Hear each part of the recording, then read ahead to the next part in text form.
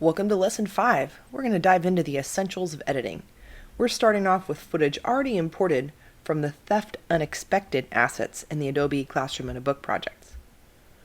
There's 5 main topics we'll go over in this tutorial. First off, we'll start off by diving into our source monitor controls. As an editor, you spend a lot of time reviewing footage, so making sure you understand how the source monitor controls work is really important. Next, we'll spend some time working with our markers, learning how to mark in points and out points, both in the source panel and in the timeline panel. We'll dive into creating subclips and how they're very, very useful for organizing your footage.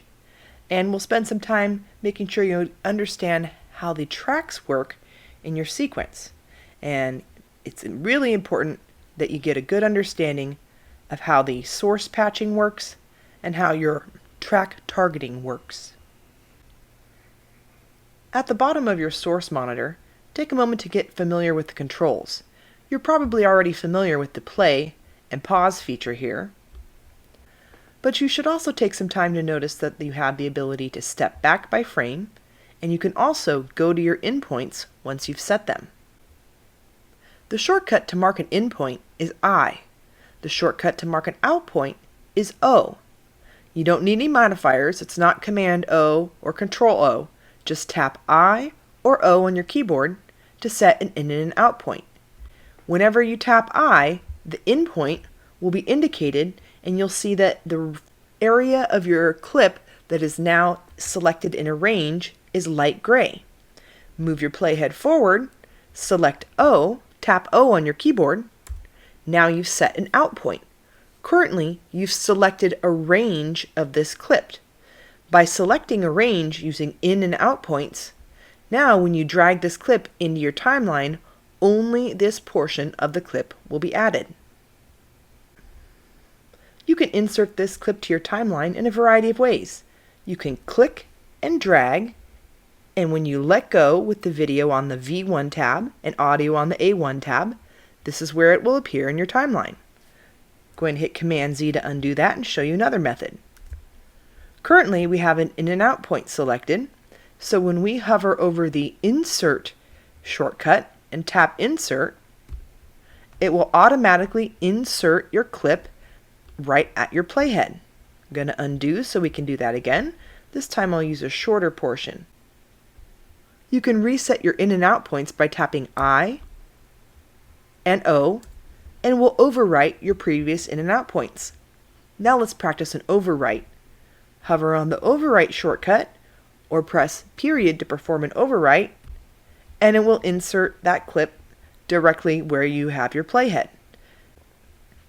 We'll talk more about the insert and overwrite functions in the next lesson.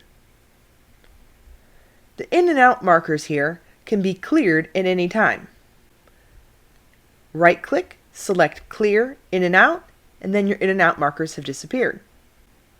One additional way to grab your video or audio from your source window and insert it into your timeline is by selecting the film strip icon. You can click and drag from here, and it will drag the video only into your timeline. Conversely, you could click the audio waveform to drag audio only, and then it will leave the video behind and drag only the audio into your timeline. So those are 3 very useful ways for selecting ranges and inserting them into your timeline. Click and drag, use your shortcuts, or of course you can drag video or audio only. If you're working with very long clips and you want to use it in several different parts in your sequence, it can be very useful to separate it into subclips.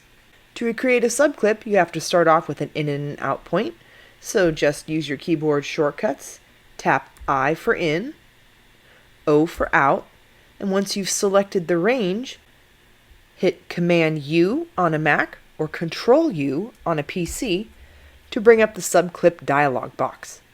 Here you can name your subclip so that you'll remember what it is later on.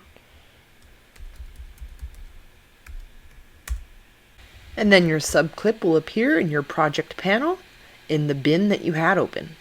Now let's take a moment to explore the timeline panel.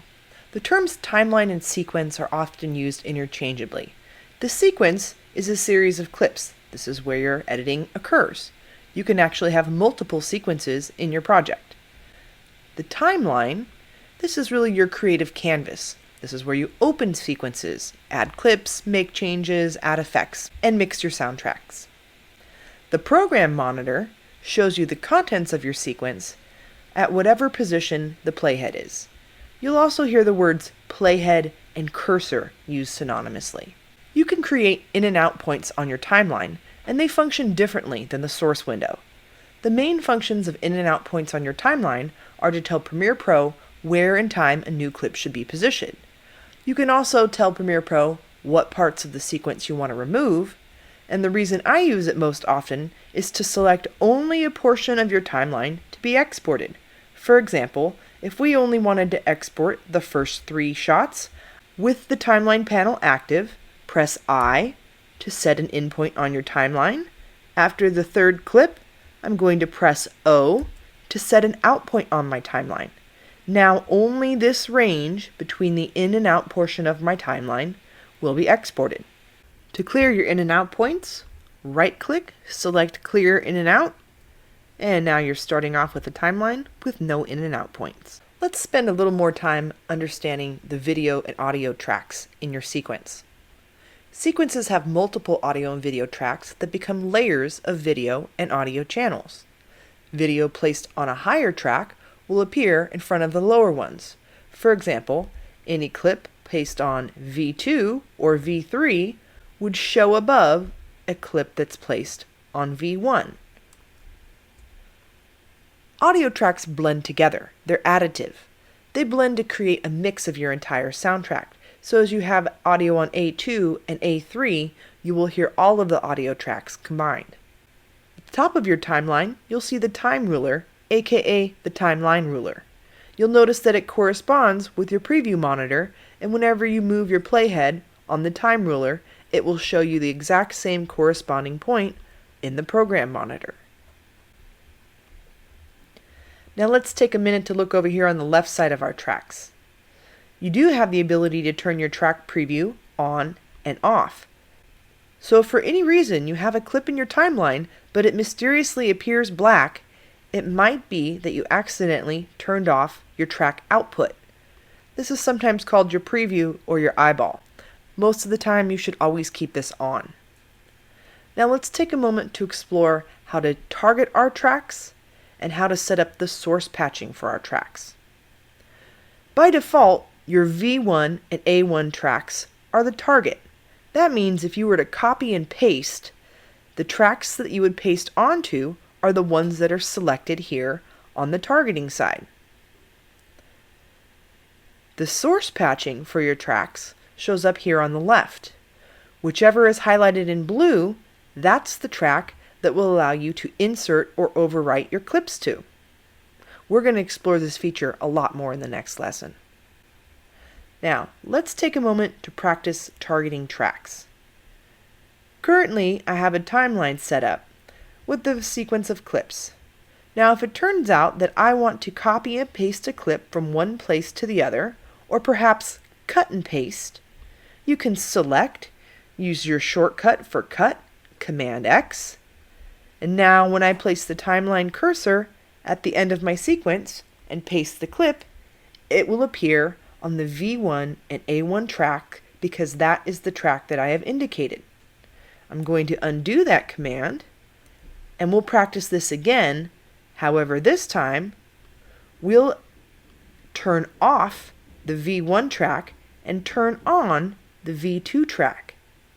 This time, when I cut the clip and paste it to the end of the timeline, it will appear on the V2 track. Notice the audio track remained the same because I did not change the track indicator. Alright, now this is a great chance for you to explore how the track indicators work. Remember, when you're done playing around and exploring some different options, you might want to change them back to the default V1 and A1 highlighted so that when you copy and paste, the items that you paste will appear on your V1 and A1 tracks.